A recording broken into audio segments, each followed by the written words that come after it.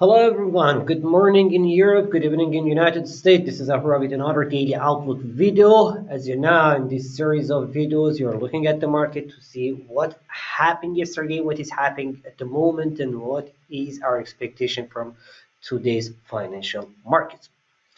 Yesterday, the main focus was on the US inflation numbers, uh, actually consumers, US consumers inflation numbers, because today we will have the producers inflation numbers. The consumers inflation numbers in both monthly and annual scales recorded a new, printed the new records high. In the annual scales, with the 7% increase, we had the highest pace of inflation since June 1982, and in the monthly scale, we had the fastest increasing of inflation since June last year. At the same time, we had the inflation, core inflation, excluding the food and the transport, excluding the food and energy. Sorry, with the let's make to see the numbers. Excluding the food and energy, increased by just like okay, the number. Just I'm looking at the number. I don't want to say the wrong number. Uh, Wednesday, we see that the yeah increase with the 0.6%. The core CPI is 0.6% in December on the monthly scale and 5.5% in annual scale. The CPI, the core CPI actually. All this data means that the increasing inflation is much faster is much faster. The inflation is improving faster. But the thing is that the point is that yesterday market reaction was totally in the opposite side. While with the fast increasing inflation, we were waiting to see the higher risk in the market. At the same time, we had FOMC member speech like Loretta Messer and others that they were uh, repeatedly saying that the inflation increasing so fast and we have to we have to increase the rates. We have to start rates. We have to start increasing the rates probably from the March 2022, the next 2.5 months actually, which will be so faster. And the expectation, the market expectation increased to 78% for the rate hogs in the March.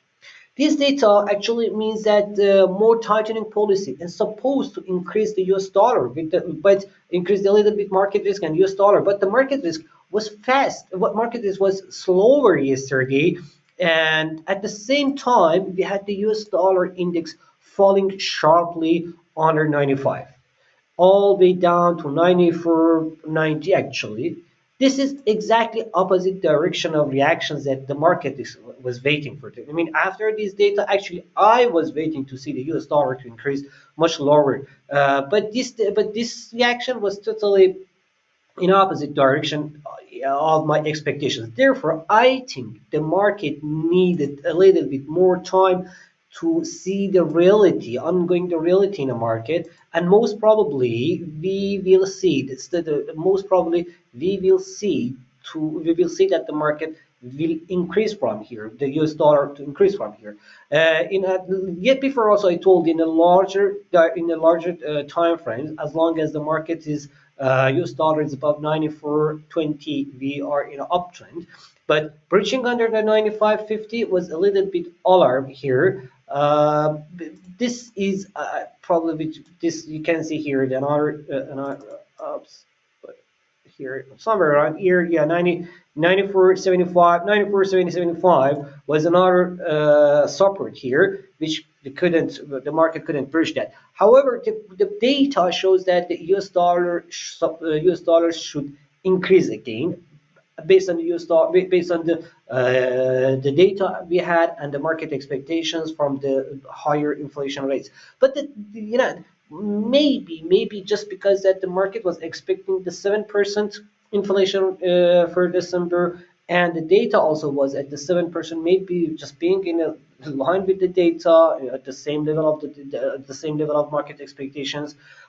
Maybe that was the reason to see the weaker US dollar. However, 7% inflation doesn't mean that the US dollar should fall at this time, because it means higher inflation. Yeah, higher inflation means the weaker currency. But right now, higher inflation here means the more tightening policies, which supposed to increase the US dollar, supposed to increase the US dollar, because the rates should be increased much faster than before. Therefore, the market's reaction yesterday was not normal. Exactly same thing happened in the stock market, with increasing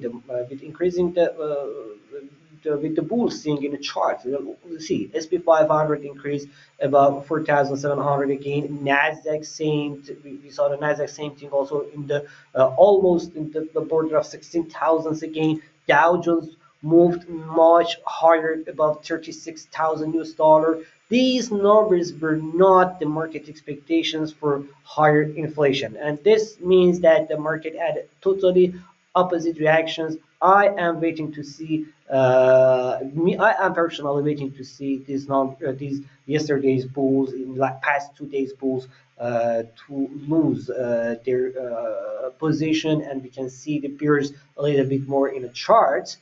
Most probably, we'll see that today and tomorrow, especially if today's in U.S. producer inflation also increased the concerns. At the same time, yesterday we had the Federal Reserve Beige Book. The Beige Book reported that the Beige Book report shows that the U.S. Economy was increasing a little bit slower than expectation in the past months of the 2021, and for the first month of 2022, some businesses, including the service, actually the mostly the service sectors, they are waiting to see a little bit weaker grow, because Omicron variant of coronavirus. These their expectations that the Omicron variant of coronavirus will put more pressure, especially for the tourism industries, tourist and restaurants industry, stuff like that, the food industry and the tourism industry. This is the market expectation based on the Beige Book report. That was generally what happened yesterday. From today, the earning reports will start with the TSM, with the Taiwanian Semiconductor, with the Delta Airlines, and tomorrow we will have the banking reports to be kicked out. But in the economic calendar, today is a Thursday. As all Thursdays, we will have the initial jobless claims numbers from the United States, and from other economies. Yeah, we don't have that much information about other economies. The most important data will be the U.S. inflation. U.S. Yeah, the most important will be the U.S. Uh, labor market data, and US PPI, producer price index, initial jobless claims, and PPI. Yeah, that we don't have that much other. Yeah, we have the speakers, like Brainerd and some other Fed speakers also we will have, but the most important economic data are the data that I mentioned. Retail sales from Turkey also will be important for European for the